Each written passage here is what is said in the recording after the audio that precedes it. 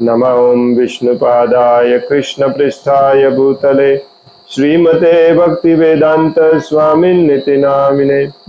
नमस्ते सारस्वती देवे गौरवाणी प्रचारिणे निर्विशेष शून्यवादी पाश्चात्य देशतारिणे। जय श्री कृष्ण चैतन्य प्रभु नित्यानंद श्री अद्वैत गदाधर श्रीवासादि गौर भक्तवृंद।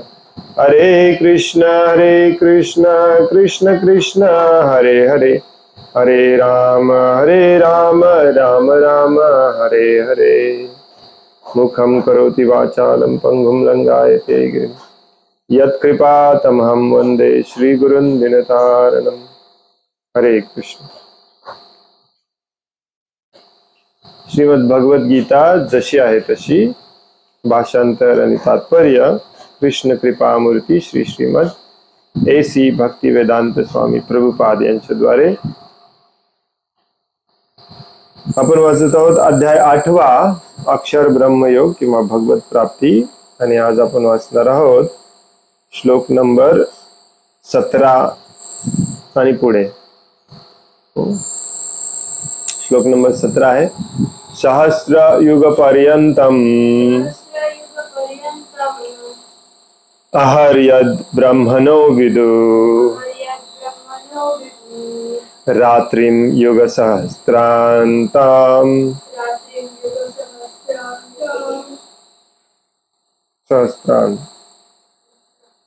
ताम ते अहोरात्र विदो जनः। Let me check.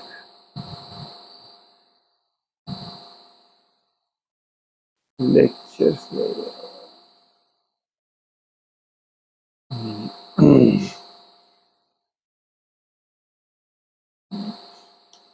सहस्र युग पर्यंतम अहर्यद ब्रह्मणो विदो रात्रिं युग सहस्रांताम ते हो रात्र विदो जनः।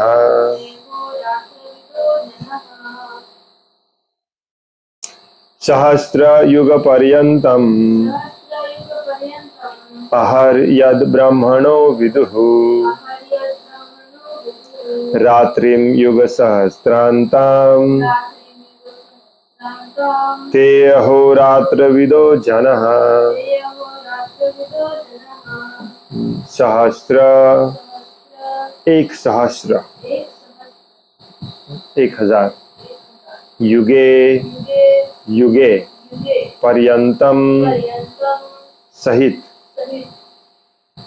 अह दिवस यत जे ब्रह्मणः ब्रह्मदेवाचा विदुहु जाणतात रात्रिम रात्री युग युगे सहस्र अंताम याचप्रमाणे 1000 युगे संपल्यानंतर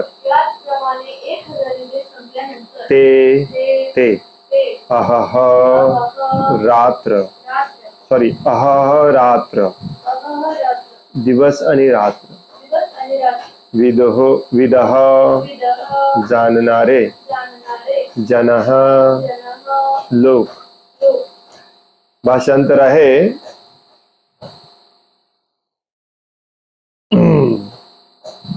मानवीय गणनेनुसार 1 सहस्र चतुर्युगे म्हणजे ब्रह्मदेवांचा एक दिवस होतो आणि अशाच 1000 चतुर्युगांची ब्रह्मदेवांची एक रात्र असते।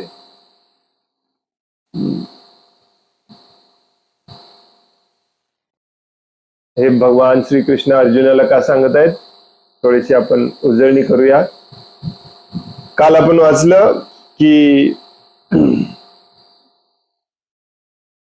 जो माझ्या धामाची प्राप्ती करतो त्याला परत या दुःखालयामध्ये, अशाश्वत अशा दुःखालयामध्ये पुन्हा यायची गरज नाही। त्याला परम सिद्धी प्राप्त करणे म्हणतात। आणि याच्या आधीच्या श्लोकांमध्ये भगवंतांनी सांगितलं माझ्या धामात येण्याची प्रोसेस काय आहे. तर कालच्या 2 श्लोकामध्ये आपण वाचलं की भगवंतांचं जे धाम आहे ते नित्य आहे, अपरिवर्तनीय आहे, आणि त्याला सोडून बाकी जे काही आहे जिथे आपण आहोत ते अनित्य आहे, नश्वर आहे. त्याचबरोबर दुःखाचं आलंय आहे, इथे दुःखच दुःख आहे. भगवंतांच्या धामात दुःख नाही, त्याला वैकुंठ म्हटलं जातं. कुंठ म्हणजे दुःख, वैकुंठ म्हणजे जिथे दुःख नाही. आणि मग भगवंत सांगतात की असं समजू नका की पृथ्वी लोकावरतीच फक्त दुःख आहे, मृत्यू लोकामध्येच फक्त दुःख आहे. स्वर्ग लोक, जनलोक, तपलोक, महरलोक, अगदी ब्रह्म लोकामध्ये देखील जन्म आहे, मृत्यू आहे, जरा आहे, व्याधी आहे, सगळे कमी प्रमाणात आहे. हा ब्रह्मभुवना लोका काल वाचला आपण. मग ब्रह्मदेवाच्या त्या लोकामध्ये कसं असतं हे थोडस आजच्या या श्लोकामध्ये समजावून सांगतात. काय म्हणतात, सहस्त्र युग पर्यंतम अहर्यद ब्रह्मणो विदो. 1000 चतुर्युगे आपल्या मानवीय गणनेनुसार म्हणजे आपली झाल्यानंतर ब्रह्मदेवांचा एक दिवस होतो. काल, ज्याला काल, काल जे आहे ना, काल ही भगवंतांची शक्ती आहे, काळ. आणि ही शक्ती भगवंतांची ऍक्च्युली हे सगळं रचना करत असते. भूतकाळ भविष्यकाळ असल्याशिवाय दुःख सुख दुःख कसं जाणवणार आपल्याला. या सृष्टीच्या निर्मितीच्या वेळेला सगळ्यात पहिल्यांदा काळ तयार केला जातो. भगवंतांची काळ नावाची शक्ती निर्माण केली जाते, आणि मग अहंकार, मग बुद्धी, मग मन, मग हे स्थूल पंचमहाभूत पृथ्वी, अग्नी, जल, वायू, आकाश निर्माण केले जातात. मग यांच्या कॉम्बिनेशनने, संयोगाने शरीर निर्माण होतात, जड वस्तू निर्माण होतात, सगळं काही निर्माण होतं. मग हा जो काळ आहे, हा काळ ठरवतो किती दुःख आणि किती सुख मिळणार. मग वेगवेगळ्या ग्रह लोकांमध्ये वेगवेगळी सुख दुःखाची मोजमाप वेगवेगळं आहे, त्यामुळे तिथे काळ पण वेगवेगळा आहे. तसं बऱ्याचदा सांगितलं जातं की स्वर्ग लोकांमध्ये आपल्या 360 दिवसाचा तिथे एक दिवस असतो. जसजसं वरच्या लोकांमध्ये जाऊ तसतसं त्यांचा दिवसच मोठा असतो. तसं टॉपमोस्ट ग्रह लोक आहे ते म्हणजे ब्रह्मलोक. त्या ब्रह्मलोकामध्ये ब्रह्माजी निवास करतात. तुम्ही जर ब्रह्मलोकामध्ये जन्म घेतला तर तुमचं पण असंच आयुष्यमान असतं. इथे फक्त उदाहरण म्हणून ब्रह्माजींचं आयुष्य सांगितलंय. आपल्या गणनेनुसार म्हणजे पृथ्वीच्या टाइम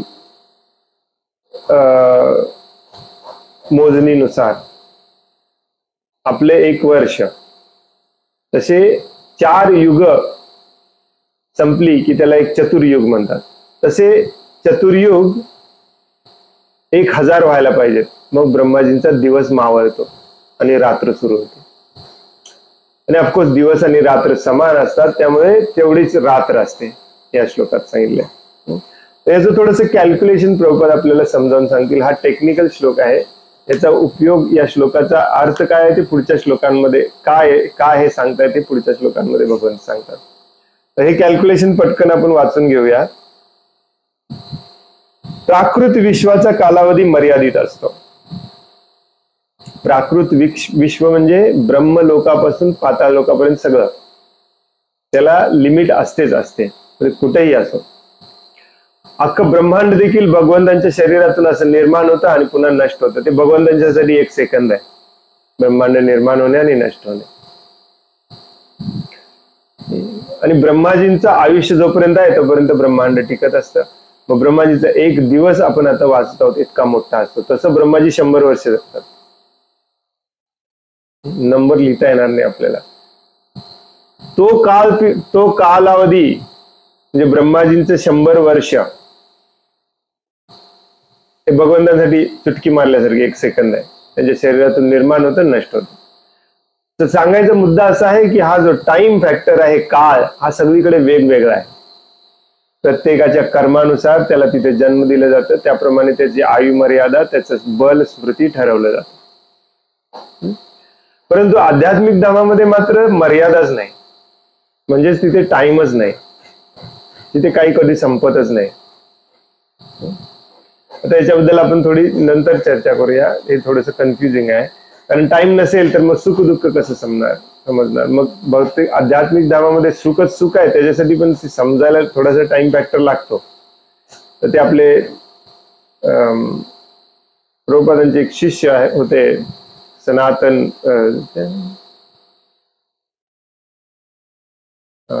शास्त्रज्ञ, काय नाव त्यांचं, सदापुत दास आपल्याला ते समजावून सांगतात. त्याची आपण चर्चा आज नाही करायची. सांगायचं इथे मुद्दा असा आहे की या प्राकृत विश्वाचा कालावधी मर्यादित असतो. ब्रह्माजींचा निवास असो किंवा अगदी नीच योनीतल्या पाताळवासियांचा निवास असो, कल्पाच्या चक्रात तो गणला जातो. कल्पांच्या चक्रात तो गणला जातो. एक कल्प म्हणजे ब्रह्मदेवांचा एक दिवस, आणि ब्रह्मदेवांचा एक दिवस म्हणजे 1000 चतुर्युग. चतुर्युग म्हणजे सत्य, त्रेता, द्वापर आणि कली या 4 युगांना मिळून एक चतुर्युग असे म्हटले जाते. सदाचार, ज्ञान, धर्म आणि अज्ञान व दुर्गुण यांचा जवळजवळ अभाव ही सत्ययुगाची लक्षणे आहेत. सत्ययुगाचा कालावधी हा 17,28,000 वर्ष इतका असतो. त्रेतायुगामध्ये दुर्गुणांचा प्रादुर्भाव होतो आणि त्रेतायुगाचा कालावधी 12,96,000 वर्ष इतका असतो. द्वापर युगामध्ये सदाचार आणि धर्माचा अधिक प्रमाणात ह्रास होतो आणि दुर्गुणांचा प्रभाव वाढतो. द्वापर युग 8,64,000 वर्षापर्यंत चालते. आणि शेवटी कलियुगामध्ये कलह म्हणजे भांडणं, अज्ञान, अधर्म आणि दुर्गुण यांचे प्राबल्य असते, म्हणजे भरपूर प्रमाणात वाढतं. आणि सदाचाराचा पूर्णपणे ह्रास होतो, सदाचार कुठेच आढळत नाही. कलियुगाचा कालावधी 4,32,000 वर्ष इतका असतो. तर हे सगळं कॅल्क्युलेशन वेगवेगळ्या शास्त्रांमध्ये दिलेलं आहे. इथे आपल्याला काही हे परीक्षा द्यायची नाही, लक्षात ठेवायचं नाही. थोडक्यात लक्षात ठेवा, कलियुगाचा कालावधी 4,32,000 वर्ष असतो. त्याच्या दुप्पट द्वापर युगाचा कालावधी असतो. त्याच्या तिप्पट त्रेतायुगाचा कालावधी असतो आणि त्याचा चौपट हा सत्ययुगाचा कालावधी असतो. सत्ययुगामध्ये सदाचार, ज्ञान, धर्म, अज्ञान आणि सगळे दुर्गुण जवळजवळ नसतात, असतात, परंतु एकदम कमी प्रमाणामध्ये. करोडोतला एखादा माणूस अधार्मिक असतो आणि त्याला पण वेगळ्या ग्रहलोकामध्ये ठेवलं जातं. आणि जसजसं सत्ययुगाचं त्रेतायुग होतं, अधर्म, सदाचार कमी होतो, अधर्म वाढतो, अज्ञान वाढतो, दुर्गुण वाढतात. द्वापर युग याल्यानंतर अजून वाढतं आणि कलियुगामध्ये भरपूर प्रमाणामध्ये सगळीकडे दिसेल असं वाढतं. प्रत्येकाच्या हृदयामध्ये दुर्गुण आहे.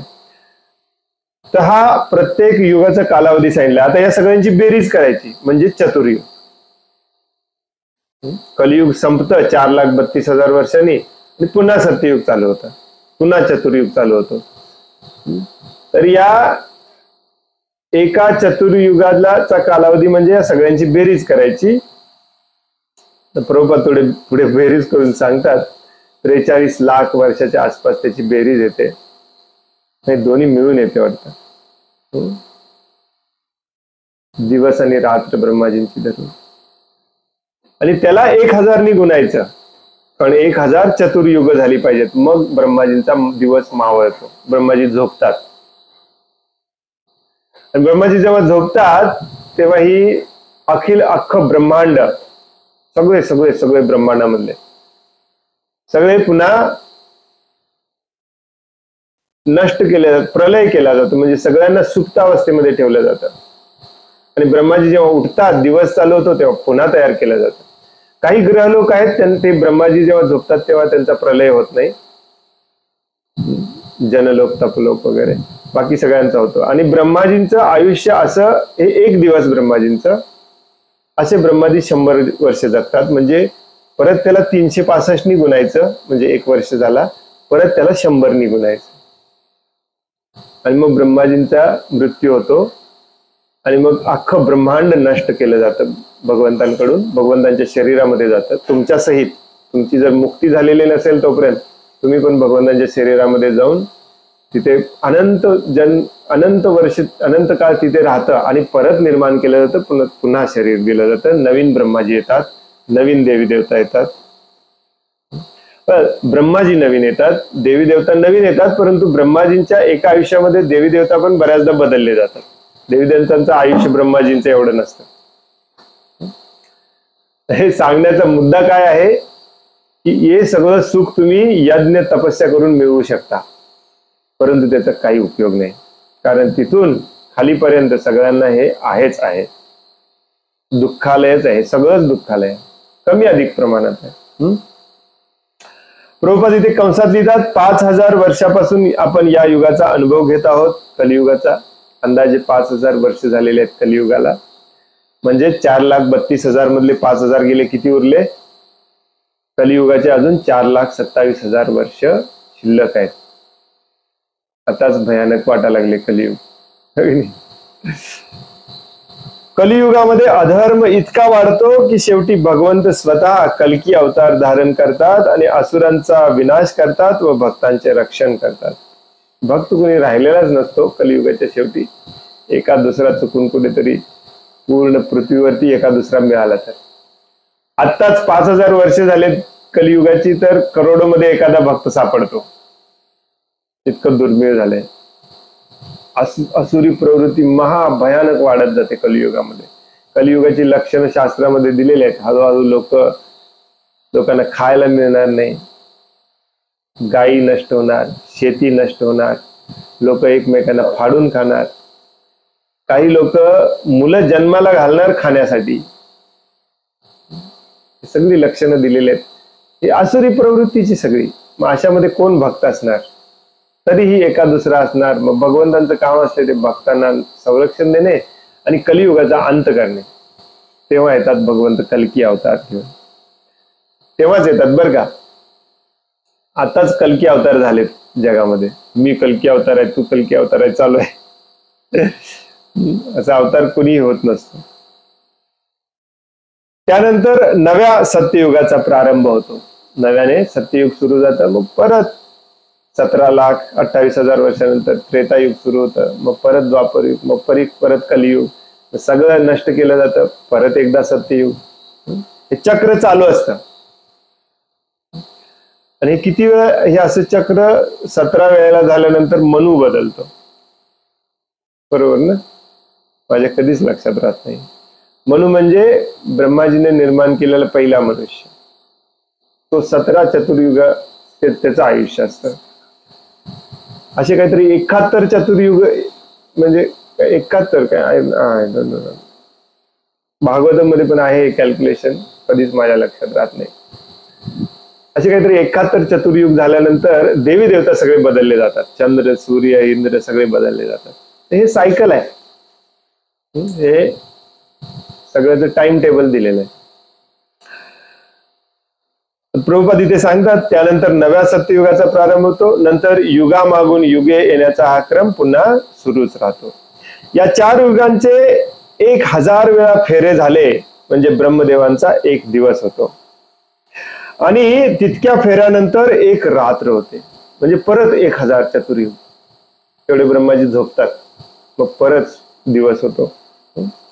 अशी 100 वर्षे इतके ब्रह्मदेवांचे आयुष्य असते. आणि त्यानंतर त्यांचा मृत्यू होतो. मानवीय गणनेनुसार अशी 100 वर्षे म्हणजे पृथ्वीवरील, आता हे नंबर मला पण माहिती नाही कसं म्हणायचं, 31,10,00,04,00,00,0000 इतक्या वर्षाबरोबर आहे. कसं म्हणायचे? 1000, लाख, कोटी, अब्ज, व्हॉट कम्स, अरब, खरब, 31 खरब, 10 अरब. एवढे वर्ष ब्रह्माजी जगतात. थोडक्यात लक्षात घ्या की एवढं मोठं आयुष्य मिळतं आपल्याला, पण पाहिजे की नाही मोठं आयुष्य. त्याच्या खालच्या ग्रह लोकांमध्ये याच्यापेक्षा कमी असतं, त्याच्या खालच्या कमी असतं, त्याच्या खालच्या कमी असतं, करत करत आता पृथ्वीवरती एकदम कमी असतं.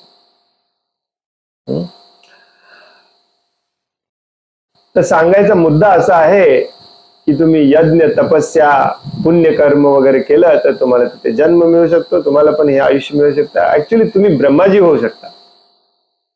ब्रह्माजी आपल्यासारखे जे जीव आहेत, परंतु भगवंतांचे महान भक्त आहेत, म्हणून भगवंतांनी त्याला सेवा दिलेली. तुम्ही पण ब्रह्माजी होऊ शकता. ब्रह्माजींना पण मृत्यू आहे हे सांगायचा मुद्दा इथे. इतक्या वर्षानंतर ब्रह्माजींचा मृत्यू होतो. तर मानवीय गणनेनुसार ब्रह्माजींचे आयुष्य विलक्षण आणि अनंत असल्यासारखे दिसते आपल्याला, है की नाही? आपल्याला इथे आता आपलं आयुष्य किती आहे? 70 का 60?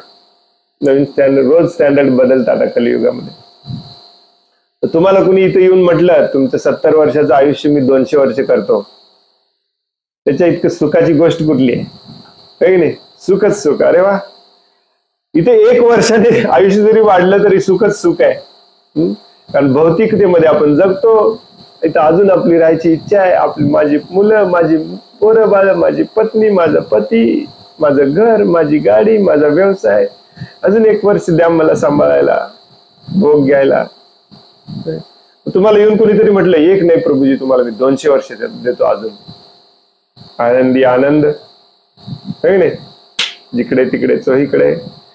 मग विचार करा, हे 31 खरब, 10 अरब, काय म्हणतात त्याला, 4 कोटी इतकं जर तुम्हाला आयुष्य मिळालं तर मग किती आनंद आहे.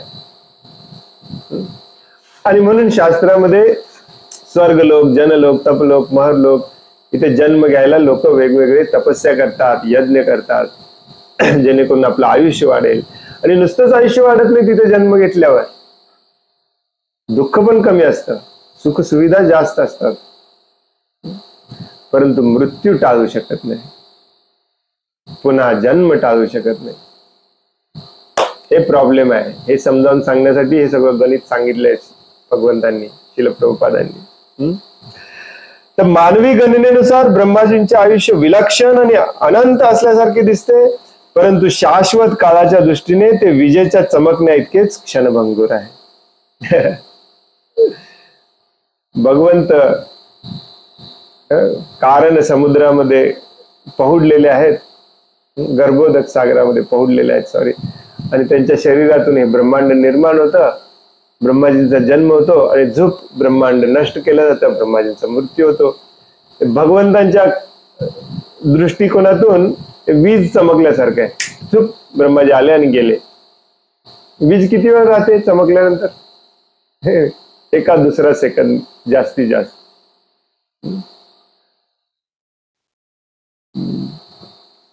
अटलांटिक प्रभुपाद पुढे म्हणतात, अटलांटिक महासागरातील बुडबुड्यांप्रमाणे कारणोदक महासागरामध्ये असंख्य ब्रह्मदेवांचा उदय आणि अस्त होत असतो. तसे पाण्यात बुडबुड येतात ना, तसं भगवंतांच्या शरीरातून ब्रह्मांड बाहेर येतात, नष्ट होतात, बाहेर येतात, नष्ट होतात. ब्रह्माजी जन्म होतो, ब्रह्माजी मरतो, ब्रह्माजी जन्म होतो, ब्रह्माजी मरतात.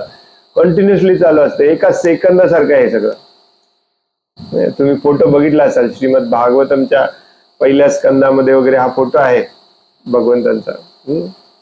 प्रभुपाद खूप छान वर्णन करून सांगायचे. प्रभुपादांच्या शिष्याने हे चित्र काढलेलं आहे. शरीरातून ब्रह्मांड येत. ब्रह्मदेव आणि त्यांची सृष्टी म्हणजे प्राकृतिक विश्वाचा भाग असल्या कारणाने त्यांच्यामध्ये सतत परिवर्तन होत असते, निर्माण होत असतं, नष्ट होत असतं. आणि या ब्रह्मदेवांच्या कालावधीमध्ये आपले अनंत जन्म होतात. अनंत जन्म होतात. तुम्हाला वाटत असेल याला भागिले 100 केले म्हणजे तेवढे जन्म होतील, नाही. कारण आपण कधी फुलपाखराचा जन्म घेतो, कधी मुंगीचा जन्म घेतो, जो 1 दिवसाचा आहे, 2 दिवसाचा आहे, 4 दिवसाचा आहे.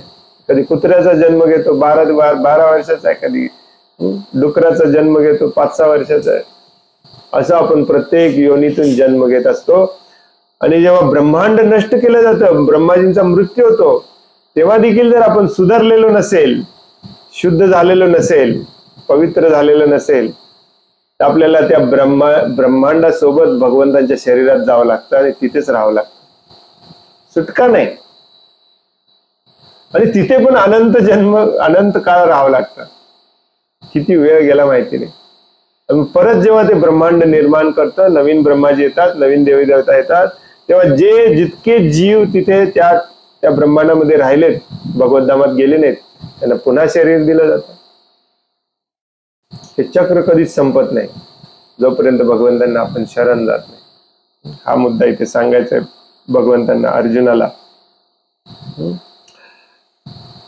प्राकृत विश्वात ब्रह्मदेव सुद्धा जन्म मृत्यू जरा आणि व्याधी यातून मुक्त नाहीत.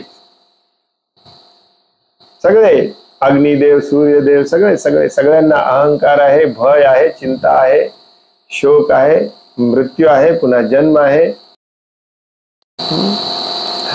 परंतु ब्रह्मदेव ब्रह्मांडांचे व्यवस्थापन करीत भगवंतांच्या सेवेमध्ये प्रत्यक्ष संलग्न असल्यामुळे त्यांना तात्काळ मोक्ष प्राप्ती होते. देवी देवतांना सगळ्यांना ऍक्च्युली मोक्ष प्राप्ती होते, परंतु चिंता भय याच्यातून ते मुक्त होत नाही. आणि तिथे जन्म घेणारा जीव तो मात्र भगवंतांच्या सेवेत नसतो, त्यामुळे त्याला पुन्हा जन्म घ्यावा लागतो. ब्रह्माजींना पण घ्यावं लागतं कधी कधी, जर ते मुक्त नाही झाले तर. इंद्र चंद्र सगळ्यांना घ्यावं लागतं. उन्नत संन्याशांना ब्रह्मदेवाच्या ब्रह्मलोकाची प्राप्ती होते. ब्रह्मलोक हा ब्रह्मांडातील सर्वोच्च लोक आहे आणि वरच्या थरातील जे स्वर्गीय लोक आहेत तर सर्वांचा लय झाल्यावरही ब्रह्मलोक अस्तित्वात राहतो. परंतु कालांतराने ब्रह्मदेव आणि ब्रह्मलोकातील सर्व निवासी भौतिक प्रकृतीच्या नियमानुसार मरणाधीन होतात. सुटका नाही. पुनरपि मरणम पुनरपि जन्म, पुनरपि जननी जठरे शयनम. हे ब्रह्मदेवांचा कालावधी आहे. पुढे काय म्हटलेलं आहे? अव्यक्तात अव्यक्तयः सर्वा प्रभवन्त्य हरागमे रात्र्यागमे प्रलीयन्ते तत्रैव्याव्यक्त संज्ञके. ब्रह्मदेवांच्या दिवसाचा आरंभ झाल्यावर सर्व जीव अव्यक्तातून व्यक्त होतात आणि त्यानंतर जेव्हा रात्र प्रारंभ होतो तेव्हा ते पुन्हा अव्यक्तात लय पावतात. तर एक प्रलय असतो. प्रलय म्हणजे सगळ्यांना नष्ट केलं जातं. शरीर विरीर काही शरीर तुम्हाला दिलंच जात नाही. अव्यक्त म्हटलेलं आहे, अव्यक्त स्वरूपामध्ये तुम्हाला ठेवलं जातं. सुटका होत नाही. शरीर दिलं जात नाही, अव्यक्त स्वरूपात ठेवलं जातं बराच काळ. जेव्हा ब्रह्मांड अख्खं नष्ट केलं जातं, ब्रह्माजी मरतात आणि सगळं ब्रह्मांड भगवंतांच्या शरीरामध्ये जातं. दुसरा प्रलय असतो तो म्हणजे जेव्हा ब्रह्माजी झोपतात. ब्रह्माजी जेव्हा झोपतात 43 लाख वर्ष, तेव्हा या पृथ्वीचं, या सगळ्या ग्रह लोकांचं पालन पोषण बघणार कोण? यांच्याकडे निर्मितीच बंद झाली. ब्रह्माजी झोपतात तेव्हा काही ठराविक ग्रहलोक, ब्रह्मलोक वगैरे सोडून बाकी सगळे अव्यक्तपणे सुप्तावस्थेमध्ये जातात, नो शरीर. हे ते सांगितलंय. देवांच्या दिवसाचा आरंभ झाल्यावर सर्व जीव अव्यक्तातून व्यक्त होतात. शरीर दिलं जातं त्यांना त्यांच्या इच्छेप्रमाणे. करोडो वर्षापूर्वी जी कुठली इच्छा होती, करोडो वर्षापूर्वी ते अव्यक्त झाले होते ब्रह्माजी जेव्हा झोपले तेव्हा, हो की नाही? आता पुन्हा त्यांना शरीर दिलं जातं आणि त्यानंतर जेव्हा रात्र प्रारंभ होतो तेव्हा पुन्हा अव्यक्तात लय पावतात. त्यांना पुन्हा शरीर काढून घेतलं जातं आणि तसंच ठेवलं जातं. तर पुढच्या श्लोकामध्ये मग म्हणतात भगवंत, भूतग्राम स एवायम भूत्वा भूत्वा प्रलीयते. भूत्वा भूत्वा प्रलीयते म्हणजे पुन्हा पुन्हा लय केला जातो, पुन्हा पुन्हा निर्मिती केली जाते, पुन्हा पुन्हा लय केला जातो. रात्र्यागमे अवशः प्रार्थ प्रभवत्य हरागमे. पुन्हा पुन्हा जेव्हा ब्रह्मदेवांचा दिवस होतो तेव्हा सर्व जीव अस्तित्वात येतात आणि ब्रह्मदेवांची रात्र होते तेव्हा आपोआपच त्यांचा लय होतो, पुन्हा पुन्हा. बघा, आणि ब्रह्मदेवांच्या एका दिवसामध्ये जेव्हा आपल्याला व्यक्त केलं जातं, शरीर दिलं जातं, ब्रह्मदेवांच्या रात्री आपल्याला शरीर नसतं, 43 लाख वर्ष असंच बसायचं गप, कधी शरीर मिळेल याची वाट बघत. किती भयानक अवस्था आहे बघा, किती भयावह अवस्था आहे. तरी आपल्याला इथंच राहायचंय. सगळं असं बदलत असतं. आणि ब्रह्मदेवांच्या दिवसामध्ये तुम्हाला शरीर दिलं जातं तुमच्या इच्छेप्रमाणे, आणि ब्रह्मदेवाच्या एका दिवसामध्ये तुम्ही शरीर बदलता करोडो वेळेला. पुन्हा शरीर काढून घेतलं जातं तुमचं. चुप. तर हे कंटिन्युअसली चालू आहे. एका दिवस आणि रात्रीमध्ये ब्रह्मदेवांच्या. असे ब्रह्मदेव 100 वर्ष जगतात, गुणिले 365 गुणिले 100. आणि हे सगळं झाल्यानंतर जर तुम्ही शुद्ध झाला नाही, भगवद्धामात गेला नाही, तर अख्खच्या अख्खं ब्रह्माजींसहित सगळं भगवंतांच्या शरीरामध्ये अव्यक्त केलं जातं. नो शरीर परत. गप बसायचं. किती वर्ष? ब्रह्माजी नवीन निर्माण होईपर्यंत. हे भयावह आहे. हे समजावून सांगण्यासाठी हे सगळं गणित दिलेलं आहे. या भौतिक जगतातच राहण्याचा प्रयत्न करणारे अल्पबुद्धी लोक उच्चतर लोकाप्रत उन्नत होऊ शकतात, परंतु त्यांना पुन्हा भूतलावर परतून येणे भागच असते. भूत्वा भूत्वा प्रलीयते. ब्रह्मदेवांच्या दिवस काळात या ब्रह्मांडामध्ये ते उच्चतर अथवा खालच्या लोकात आपली कार्य करू शकतात, परंतु ब्रह्मदेवाची रात्र सुरू झाल्यावर त्यांचा लय होतो. दिवसा भौतिक क्रिया करण्याकरिता त्यांना विविध शरीरे प्राप्त होतात. विविध शरीरे, 1-2 नाही. एका दिवसामध्ये ब्रह्माजींच्या आपण वर अनंत शरीरे बदलतो. तुमच्या इच्छाप्रमाणे ट्राय करत राहा. अनादि अनंत कालापासून आपण हेच करत आहोत या दुःखालयामध्ये. दिवसा भौतिक क्रिया करण्याकरिता त्यांना विविध शरीरे प्राप्त होतात आणि रात्री समयी त्यांना शरीरे नसतात. त्यावेळी ते श्री विष्णूंच्या देहामध्ये राहतात. नंतर पुन्हा ब्रह्मदेवांचा दिवस सुरू झाल्यावर ते व्यक्त होतात, म्हणजे शरीर दिलं जातं. यालाच म्हटलेलं आहे भूत्वा भूत्वा प्रलीयते. पुन्हा पुन्हा प्रलय होणे. दिवसा ते व्यक्त राहतात आणि रात्री पुन्हा त्यांचा लय होतो. अखेरीस जेव्हा ब्रह्मदेवाच्या आयुष्याचा अंत होतो तेव्हा ते लक्षावधी वर्षासाठी अव्यक्त स्थितीत राहतात. ब्रह्मदेवांचं जेवढं आयुष्य आहे ना तेवढं परत विदाउट शरीर. कारण हे सिक्वेन्स मध्ये होत असतं. ब्रह्मांड निर्माण होतं. आता जे आपण नंबर वाचला 31,00,00,04,00 एवढं वर्ष राहतं. ब्रह्मांड नष्ट केलं जातं. ब्रह्मांड नष्ट केलेल्या अवस्थेमध्ये तेवढाच काळ राहतं.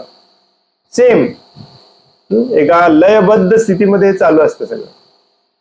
विचार करा तुम्ही, जर भगवंतांना शरण गेलं नाही तर काय वाईट अवस्था आहे आपली. शरीर नसणे ही भयावह अवस्था आहे अव्यक्त स्वरूपामध्ये. तुम्हाला वाटेल काय जास्त ब्रेक घेऊन परत यायचंच आहे. ब्रेक के बाद विदाउट शरीर राहणे जीवासाठी अजून दुःखकारक आहे. शरीर असल्यावर शरीराला दुःख भोगावी लागतात. शरीराची दुःख आपल्याला सलतात, ते जाणवतात. त्यामुळे आपण दुःखी कष्टी होतो. परंतु शरीर नसताना अजून जास्त दुःख असतं. का? कारण समोर इंद्रिय तृप्तीची विषय दिसतात. गुलाबजामुन दिसतो, सुंदर स्त्री दिसते, सुंदर बंगला दिसतो, गाडी दिसते, हे दिसतं ते दिसतं, परंतु शरीर नाही ते भोग घ्यायला. किती वेदना होत असते. आता मिळत नाही तर एवढ्या वेदना होतात. हो की? आणि म्हणूनच आत्महत्या करायची नाही म्हणून सांगितलंय शास्त्रामध्ये. कारण आत्महत्या जो करतो त्याला इथेच पृथ्वीवरतीच भूताचं शरीर मिळतं. म्हणजेच त्याला विदाउट शरीर राहावं लागतं उरलेले तेवढे आयुष्य. तुमचं आयुष्य जर समजा 75 वर्ष आहे आणि तुम्ही 50व्या वर्षी आत्महत्या केली, उरलेले 25 वर्ष तुम्हाला विदाउट शरीर इथेच राहावं लागतं. बघत सगळे खातायत, आयुष करतायत, मला मात्र शरीर नाही. ही सगळी डेंजरस, महाभयानक अवस्थेमध्ये आपण राहिलेलो आहोत आणि तरीही भौतिक जगातच राहण्याची इच्छा करत आहोत. आपल्याला मूर्ख म्हणायचं नाही तर काय म्हणायचं? हो की नाही? म्हणून आपल्याला मूर्ख, रास्कल, बदमाश म्हटलेलं आहे.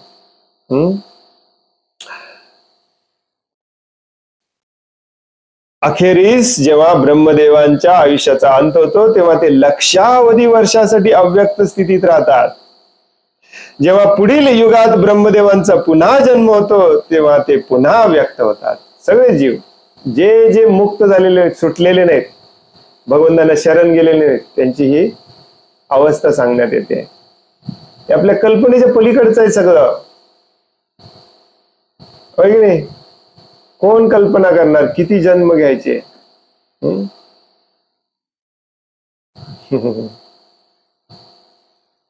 या प्रकारे भौतिक प्रकृतीच्या प्रभावामुळे ते मोहितच राहतात.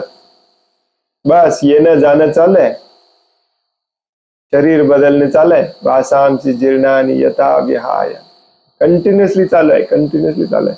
परंतु इतके भ्रमित झालोय, इतके मोहित झालोय. भागवतम मध्ये कपिल देव सांख्य फिलॉसॉफी मध्ये सांगतात की कुठलंही शरीर त्याला मिळू दे, त्या शरीरामध्ये त्याला वाटतं की माझ्या इतका श्रेष्ठ कुणी नाहीच आहे. बस मनुष्याच्या शरीरामध्ये जरा थोडस त्याला जाणवतं की हे कनिष्ठ आहे, हे वरिष्ठ आहे. कुत्र्याचं शरीर नको, निदान हरणीचं तरी द्या, निदान मोराचं तरी चांगलं आहे त्याच्यापेक्षा. डुकराचं चांगलं नाही. किडे मकोडे, विशेष करून शेणातले मलातले किडे नको शरीर. परंतु जर मलाच्या किड्याच्या शरीरात जर तुम्ही जन्म घेतला पुढच्या जन्मात, त्या अवस्थेमध्ये तुम्हाला मात्र असं वाटतं की माझ्या इतका श्रेष्ठ कुणीच नाही. बघा माझ्याकडे, माझ्या इतका मल कोणाकडेच नाही. माझा मालक इतका चांगला आहे की रोज मला फ्रेश मल देतो. हे भागवतम मध्ये लिहिलेलं आहे. आणि यालाच म्हणायचं भ्रम, यालाच म्हणायचं मोह, माया. जे खरं नाही त्याला खरं समजून आपण चक्रामध्ये फिरत आहोत. किती महाभयानक डेंजरस चक्र आहे बघा. अंगावर काटा आला पाहिजे, प्रभूजी उद्याच्या उद्या मला यातून सुटण्याचा मार्ग सांगा म्हणायला पाहिजे. म्हणायची पण इच्छा होत नाही आपली. इतका महाभयानक हा भ्रम आहे, मोह आहे. वेगवेगळ्या स्वरूपामध्ये माया देवी आहे ना, ती आपली परीक्षा घेत असते आणि आपण दरवेळी फेल होतो. माया देवीला दोष देऊन उपयोगाचं नाही, फेल आपण होतो. या प्रकारे भौतिक प्रकृतीच्या प्रभावामुळे ते मोहितच राहतात जीव.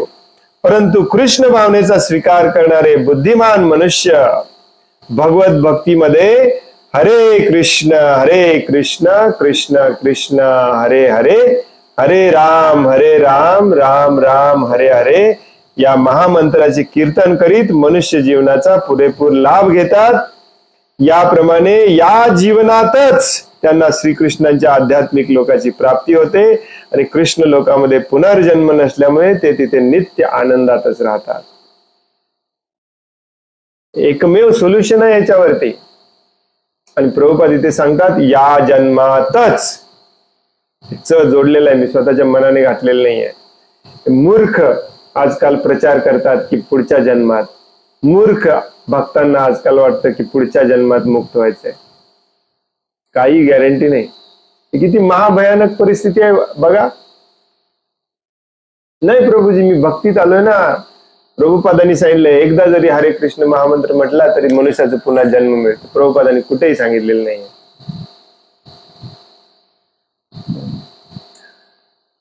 जर तो वर्णाश्रमामध्ये राहिला तर त्याला पुन्हा रजोगुणामध्ये मनुष्याचा जन्म मिळायची शक्यता असते, गॅरंटी असते. Otherwise no. हे जे या अध्यायामध्ये आपण जे वाचत आहोत ते परम सत्य आहे. कुठलं? यम यम वापी स्मरण भाव त्यजंत्यन्ते कलेवरम.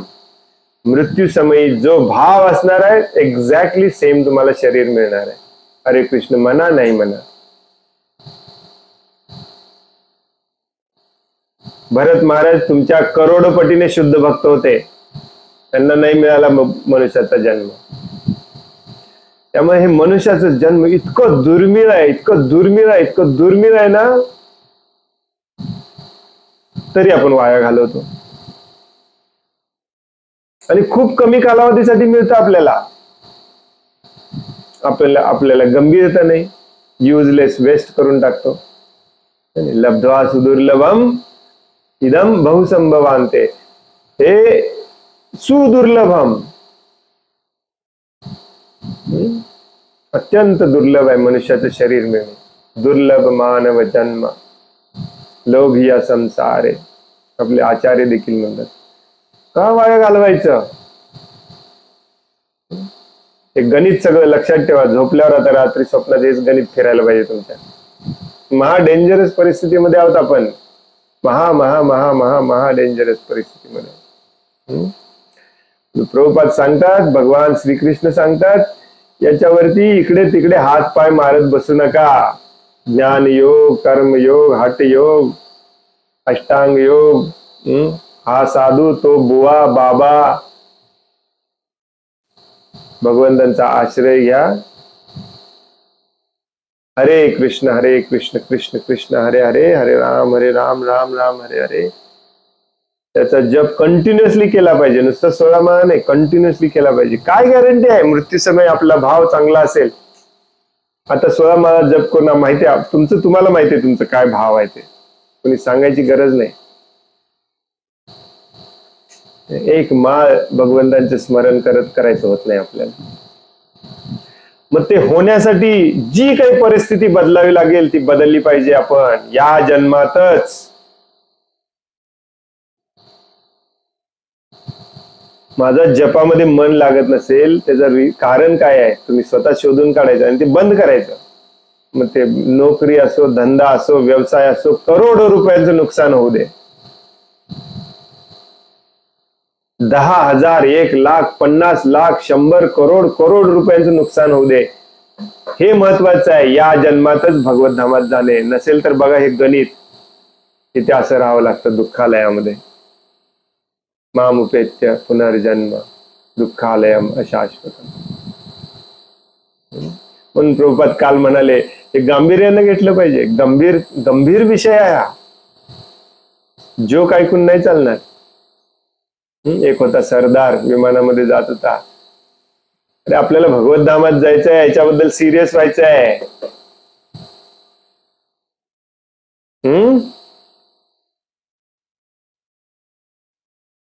भक्त महामंत्राचे कीर्तन करीत मनुष्य जीवनाचा पुरेपूर लाभ घेतात. याप्रमाणे या जीवनातच त्यांना श्रीकृष्णांच्या आध्यात्मिक लोकाची प्राप्ती होते आणि कृष्ण लोकामध्ये पुनर्जन्म नसल्यामुळे तिथे ते नित्य आनंदातच राहतात. तिथे पुनर्जन्म नाही. काल सांगितलं भगवंतांनी तिथे पुनर्जन्म नाही, हो की नाही?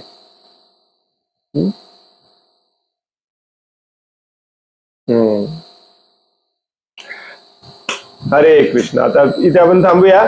इथून पुढच्या श्लोकामध्ये भगवंत भगवत धामाचं वर्णन करतात. इथे कितपत पडलेला आहात, परंतु आता भगवत धामाचं वर्णन थोडंफार मी करून सांगतो. मग तिथे यायचं असेल तर हे करावं लागेल.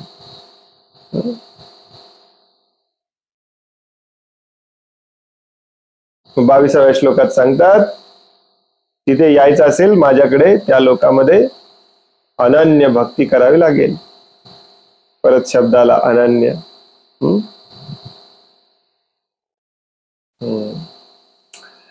हरे कृष्ण. कोणाला काही प्रश्न आहे, काही सांगायचं आहे?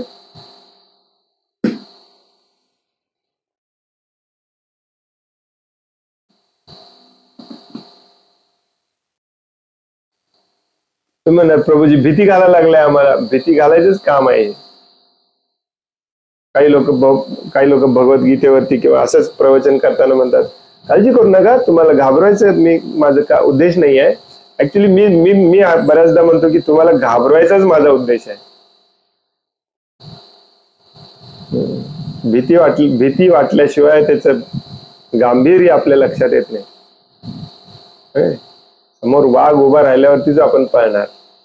तोपर्यंत कुठे बघूया प्रभूजी चाललेलं आहे आपलं, बघूया म्हणून नाही चालणार.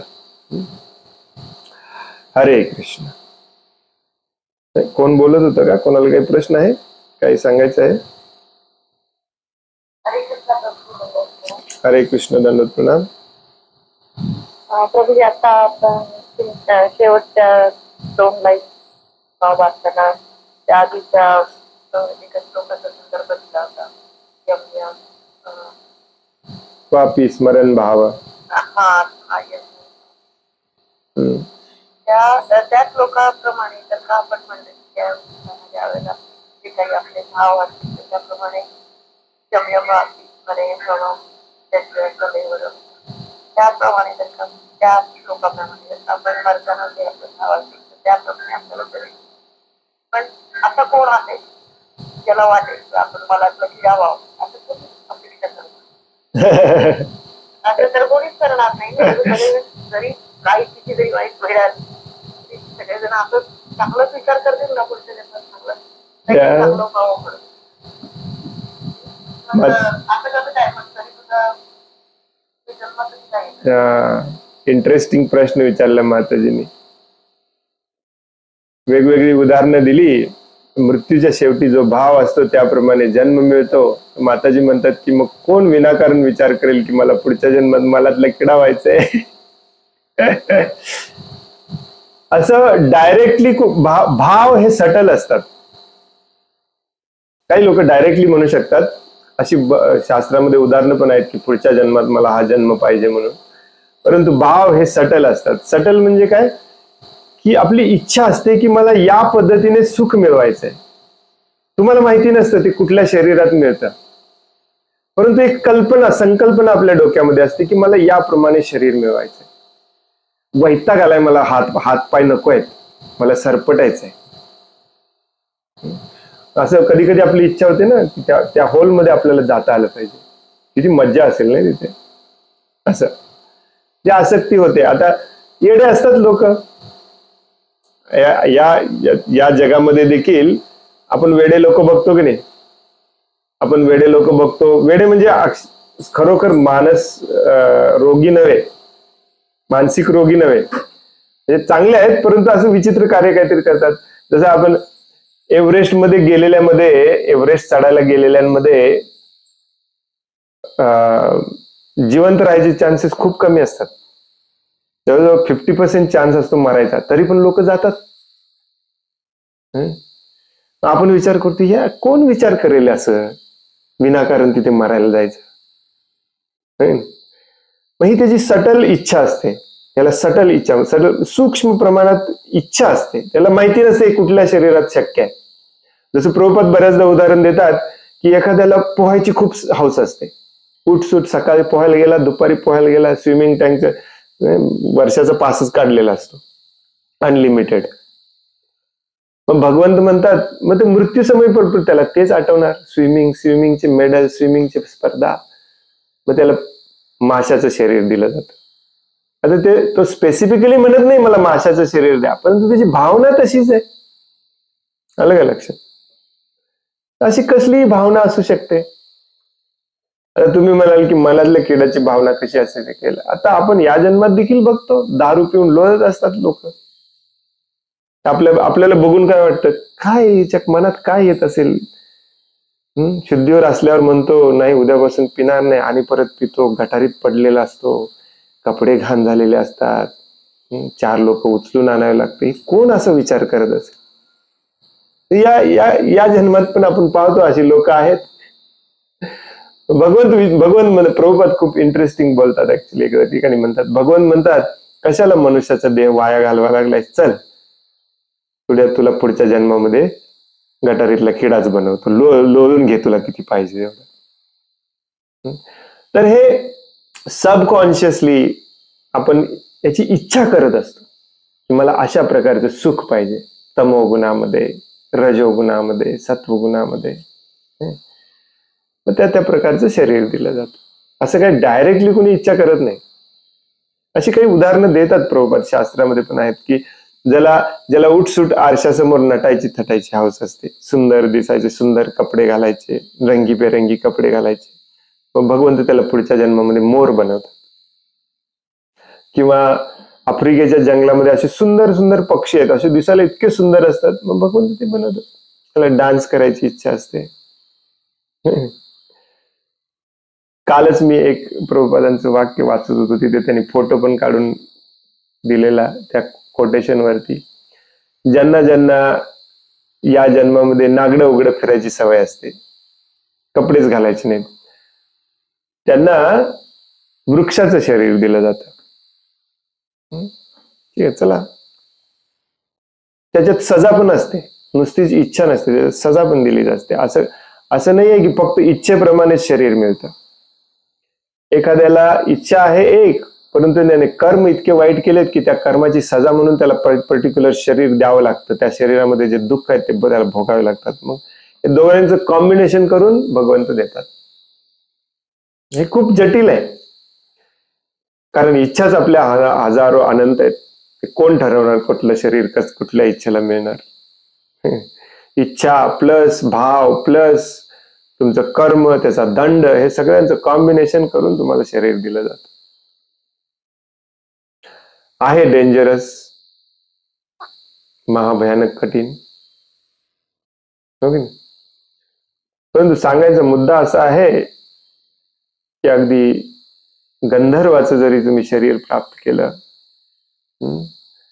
अगदी अप्सरेचं जरी शरीर तुम्ही प्राप्त केलं, आयुष्य वाढतं, सुख वाढतं, सौंदर्य वाढतं, बल वाढतं, सामर्थ्य वाढतं, शक्ती वाढते, अज्ञान वाढतं, सगळं वाढतं, परंतु मृत्यू आहेच सगळ्यांना आहे. हा पॉइंट भगवंत समजावून सांगतायत अर्जुनाला इथे. बेस्ट आहे सगळं बंद करणे आणि भगवंतांना शरण जाणे. भरत महाराजांचं उदाहरण घ्या. भरत महाराजांना काही इच्छा नव्हती की मला हरणीचं शरीर पाहिजे म्हणून, परंतु हरणीच्या पिल्लूची ते काळजी घेत घेत इतके आसक्त झाले होते की दिवस रात्र तेच विचार करायचे. तुझी आई असती तर अशी काळजी घेतली असती, तुला असं दूध पाजलं असतं, तुझ्यासाठी तुझ्या पायाला लागेल, थांब मी थोडस मॅट घालतो इथे. रात्रंदिवस त्याच विचारात होते भरत महाराज. आणि मृत्यूसमयी पण विचार करत होते, माझं पिल्लू हरिण व्यवस्थित असेल का, त्याला कुणी दूध देत असेल का, आता मी शरीर सोडून चालले त्याची कुणी काळजी घेत असेल का. झुप गेला जीव, पुढच्या जन्मात हरिण झाले. भगवान म्हटले एवढे विचार करतोस तर तूच हो हरिण. तर असं हे सटल असतं ऍक्च्युली. आणि काही काही केसेस मध्ये तुम्ही म्हणता तसं डायरेक्ट पण असतं. असं म्हणजे प्रतिज्ञा करून लोक ठरवून पुढचं शरीर मिळवतात. कठीण असतं, एवढं सोपं पण नाही आहे, तुम्ही करायला जाऊ नका. परंतु तसे पण काही उदाहरणं आहेत. भीष्मजींना मारायला आलेली ती काय नाव तिचं, अंबा. हा, अंबाने ठरवून पुढचं शरीर मिळवते ती अंबा.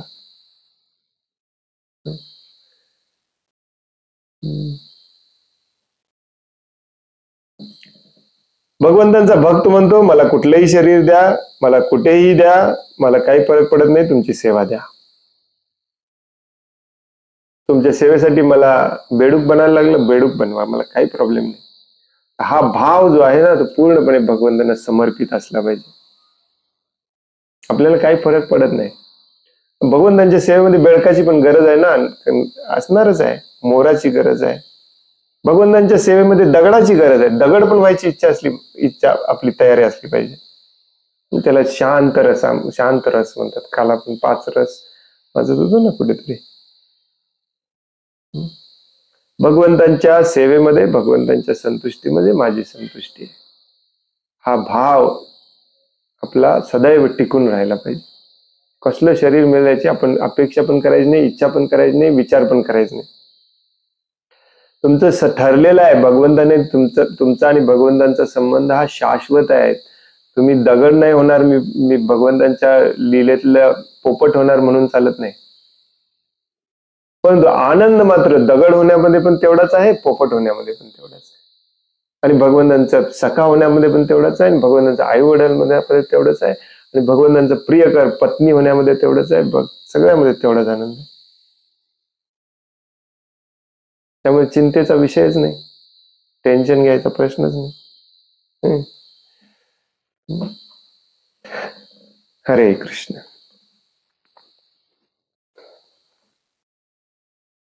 आणखीन कोणाला काही प्रश्न आहे, काही सांगायचं आहे? हरे कृष्ण प्रभुजी, दंडवत प्रणाम. दंडवत प्रणाम. हा प्रभुजी, यम वापी स्मरण भाव त्यानुसार समजा तरी त्याला मनातला किडाची नाही इच्छा झाली, परंतु एखादं विशिष्ट शरीर मिळालं त्याच्या चेतनेनुसार, भावानुसार, परंतु मग त्या शरीराच्या नंतर 84 लाख योनीच्या उत्क्रांतीच्या प्रोसेस प्रमाणे त्याला परत मला किड्याच्या शरीरातून जावंच लागतं ना परत? हो, यस, जावं लागतं. हो. हे एक्झॅक्टली मी सांगू शकत नाही कशी आहे ही उत्क्रांती, परंतु सिक्वेन्स ठरलेला असतं. मनुष्याचं शरीर सोडून दुसऱ्या कुठल्याही शरीरामध्ये पाप पुण्य नसतं. त्याला कुठलं नेक्स्ट शरीर मिळणार हे ठरलेलं असतं, प्री डिफाईन्ड असतं. त्यामुळे ते एकानंतर एक बदलत बदलत बदलत बदलत बदलत शेवटी तो मनुष्याच्या शरीरात येतो, आणि त्या बदलण्याच्या प्रोसेसमध्ये मध्ये मलाचा किडा असेल तर ते त्याला त्यातून जावं लागतं. आता मलातला किडा कुठल्या स्टेजला आहे का पहिल्या स्टेजला आहे याचं गणित शास्त्रात पण नाही, आणि एक घालता पण येत नाही गणित. Actually very difficult. काही उदाहरणं दिलेली आहेत. शेवटी सत्वगुणामध्ये गाय व्हावं लागतं, गायीनंतर मनुष्याचा जन्म मिळतं वगैरे वगैरे, परंतु यातलं काहीच प्री डिफाईन नसतं. बरोबर आहे लॉजिक.